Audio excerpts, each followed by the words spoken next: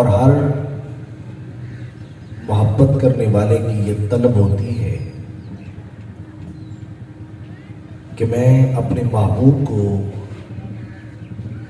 کوئی نہ کوئی ہدیہ، کوئی نہ کوئی تحفہ ضرور دوں تاکہ میری محبت مضبوط ہو جائے، میرا تعلق قائم رہے۔ تو یہ صرف تحائف دینے کا سلسلہ زندگی تک محدود نہیں ہے، بلکہ انسان جب دنیا سے چلا جاتا ہے تو اس کو آخرت میں دنیا سے زیادہ تحائف کی حاجت پیش آتی ہے۔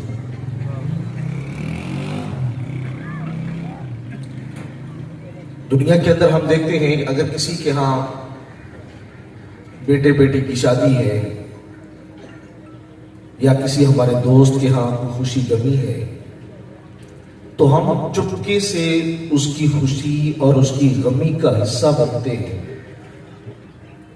یہ سوچ کر کہ وہ میرا دوست ہے، آج اس کے گھر کے اندر یہ خوشی ہے یا غمی ہے، وہ مجھے بتا تو نہیں سکتا کہ مجھے اس چیز کی حاجت ہے، لیکن ہماری کوشش ہوتی ہے کہ ہمارے دوست کے اپنی حاجت کے اظہار کرنے سے پہلے ہم اپنی استطاعت کے مطابق اس کی معاونت کریں۔ بلکہ اب دستور مزید بدل رہا ہے، ہماری کوشش ہوتی ہے پروگرام سے پہلے جا کے اگلے کے ساتھ کوئی لین دین کر لیا جائے، جو تحائف دینے ہیں وقت سے پہلے دے دیے جائیں تاکہ اگلا گھر والا ان تحائف کو اپنے استعمال میں لا سکے۔ اگر اس کے اندر نیت اچھی ہے تو یقیناً یہ عمل بہت اچھا ہے۔ تو جس طرح ہمیں اپنی زندگی کے اندر خوشی اور غمی کا وقت گزارنے کے لیے تحائف کی حاجت پیش آتی ہے اور تحائف ہماری خوشیوں اور غمیوں میں معاون ثابت ہوتے ہیں، ایسے ہی جب انسان دنیا سے چلا جاتا ہے تو اسے بھی پھر اپنے محسنوں کے تحائف کا انتظار رہتا ہے۔ نبی پاک علیہ الصلوۃ والسلام ارشاد فرماتے ہیں مل میت کالغریق المتغوث، فرمایا جو انسان مر چکا، مرنے والا بندہ، فرمایا وہ ڈوبتے ہوئے انسان کی طرح ہوتا ہے۔ جس طرح ایک بندہ ڈوب رہا ہے، اور ہمارے ہاں ضرب المثل کے طور پہ ایک جملہ بولا جاتا ہے کہ ڈوبنے والے کے لیے تن کا بھی سہارا ہوتا ہے، اگر اس کو نازک سا ہاتھ بھی مل جائے تو وہ ڈوبنے والا کبھی اس کو بھلاتا نہیں ہے، اس لیے کہ یہ بندہ ڈوبتے وقت میرے کام آیا تھا۔ تو جب انسان دنیا سے چلا جاتا ہے تو پھر اس کو سہاروں کی حاجت پیش آتی ہے، پھر وہ اپنے محسنوں کے تحائف کا منتظر رہتا ہے۔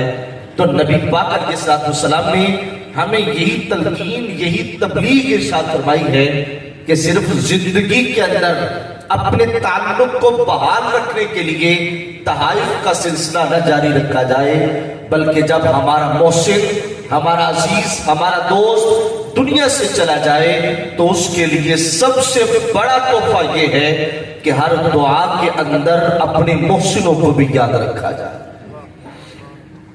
آج اگر حج صاحب کے بیٹوں نے، عزیزوں نے اس پروگرام کا اہتمام کیے، ہم سب جمع ہوئے تو مطلب یہی ہے کہ آج ہم ان کو ہدیہ پیش کرنے کے لیے، تحفہ پیش کرنے کے لیے حاضر ہیں۔ قرآن مجید برہان رشید کا اگر اسلوب پڑھا جائے تو یہ صرف حقوق اللہ پر زور نہیں دیتا، بلکہ قرآن مجید برہان رشید حقوق اللہ کے ساتھ حقوق العباد کا بھی اہتمام کرتا ہے۔ خالق کائنات قرآن مجید برہان رشید میں ارشاد فرما رہا ہے وَقَضَى رَبُّكَ أَلَّا تَعْبُدُوا إِلَّا إِيَّاهُ وَبِالْوَالِدَيْنِ إِحْسَانًا، فرمایا کہ یہ اللہ کا فیصلہ ہے کہ عبادت تم نے صرف اللہ کی کرنی ہے، اللہ کی ذات کے علاوہ کسی کی عبادت نہیں ہے، عبادت صرف اللہ کی ہے۔ تو ساتھ میں کہا وَبِالْوَالِدَيْنِ إِحْسَانًا، لیکن جہاں پر تم نے اللہ کی بندگی کرنی ہے وہاں پر تم نے اپنے والدین کے ساتھ حسن سلوک بھی کرنا۔ عزیز یاد رکھیے، قرآن مجید برہان رشید کا یہ اسلوب بڑا انوکھا سا ہے۔ اس آیت کے اوپر ذرا غور کرنے سے یہ بات سمجھ آتی ہے۔ عام طور پہ اگر ہم قرآن مجید کی تلاوت کریں تو ہمیں احکام کی آیات الگ نظر آتی ہیں، فضائل کی آیات الگ ملتی ہیں، حقوق اللہ پر مشتمل آیات کا انتخاب الگ ہوتا ہے، اور حقوق العباد پر آیات کا انتخاب الگ ہوتا ہے۔ لیکن کچھ مقام ایسے ہیں جہاں پر حقوق اللہ اور حقوق العباد دونوں کو اکٹھا ذکر کیا جاتا ہے۔ مثال کے طور پہ میں آپ کو مثال دے کے سمجھاتا ہوں۔ خالق کائنات ارشاد فرما رہا ہے اقیموا الصلاۃ وآتوا الزکاۃ، تم نماز پڑھو اور زکات ادا کرو۔ اب نماز ایک سیپریٹ حکم ہے، زکات دینا یہ ایک الگ حکم ہے۔ نماز خالصتاً حقوق اللہ میں سے ہے، اور زکات ادا کرنا دی اللہ کے نام پہ جاتی ہے مگر ہیلپ اس کے بندوں کی جاتی ہے۔ اس کے اندر حقوق العباد ہے۔ اب اس آیت کے اندر اللہ نے حقوق اللہ اور حقوق العباد دونوں کو جمع کس لیے کیا؟ مفسرین اس کی تفصیل میں بیان کرتے ہیں، کہا یہاں پر پہلے کے بعد دوسرے حکم کی اہمیت بیان کرنے کے لیے دونوں کو اکٹھا ذکر کیا کہ ایک بندہ نماز تو ساری زندگی پڑھتا ہے لیکن اس پر زکات فرض تھی، وہ زکات نہیں دیتا۔ تو جو بندہ ساری زندگی نماز پڑھتا ہے زکات نہیں دیتا، کیا وہ شخص کامل ایمان والا ہے؟ جتنا اس کے لیے فرض نماز پڑھنا تھا اتنا ہی اس کے لیے فرض زکات دینا بھی تھا۔ اگر خدا نخواستہ اللہ تعالیٰ معاف فرمائے کوئی شخص نماز تو ہمیشہ پڑھے لیکن وہ زکات کا منکر ہو جائے۔ سرکار سیدنا صدیق اکبر رضی اللہ تعالیٰ عنہ کی خلافت کے ایام میں منکرین زکات کا مسئلہ بنا تھا، انہوں نے زکات دینے سے انکار کر دیا تھا، ان کے خلاف جنگ لڑی گئی ہے۔ اب ایک شخص نماز پڑھتا ہے زکات کا انکار کر دیتا ہے تو وہ شخص مومن کیا خود کو مسلمان کہلانے کا بھی حقدار نہیں۔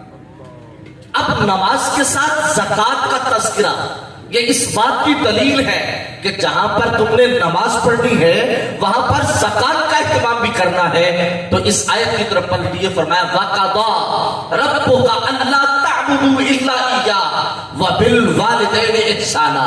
تو والدین کے لیے الگ آیت کا انتخاب نہیں بلکہ جب اللہ نے اپنی بندگی کا تذکرہ کیا تو ساتھ ہی اپنے والدین کے ساتھ محبت کا بھی ذکر کیا۔